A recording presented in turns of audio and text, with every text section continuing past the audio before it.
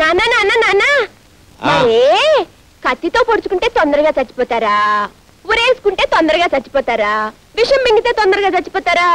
ఉరేసుకుంటేనే తొందరగా చచ్చిపోతారు. కానీ ఇప్పుడు ఏమొచ్చింది? ఏమిటది? ఎందుకు? నా కర్మ కాలి.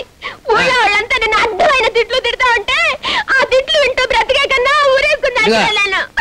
ఇలా చూడు, దెబ్బలు తినకుండా దొంగతనం, తిట్లు పడకుండా పోలీస్ పని చేయడం చాలా కష్టం అమ్మా. అయినా ఏ గాడిద నిన్ను ఇప్పుడు తిట్టింది? ఊళ్ళో వాళ్ళందరూ అనుకుంటున్నారు చెట్టంత ఉద్యోగం పీకి పారేసి పిట్టంత ఉద్యోగం. నువ్వు కైడేగాలతో సావాసం చేయబట్టే మనకి కష్టాలు వచ్చాయి. వాళ్ళు మనకంటే చిన్నవాళ్ళమ్మా. వాళ్ళతోటి మనం కలిసి ఉన్నప్పుడు మనం బాగానే ఉన్నాం. మనకంటే పెద్దవాళ్ళ ప్రాపకం కోసం మనం ప్రయత్నించినప్పుడే ఇదిగో ఈ విధంగా అయిపోయింది మన బ్రతుకు. ఎవరో పెద్దాళ్ళు? అమ్మా చెప్పకూడదు. ఏమిటమ్మా అది? నా చేతికి 10,000 ఇచ్చి ఎవడో ఒకరి మీద కేసు బనాయించమని చెప్పింది మా ఎస్పీ దొరగారే.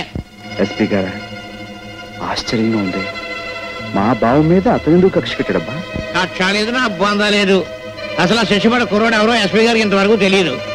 చెంచల నేదాన్ని చంపింది ఎస్పీ గారు అల్లుడు.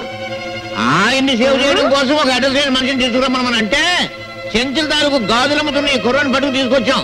కేసు ఈయన మీద బనాయించాం.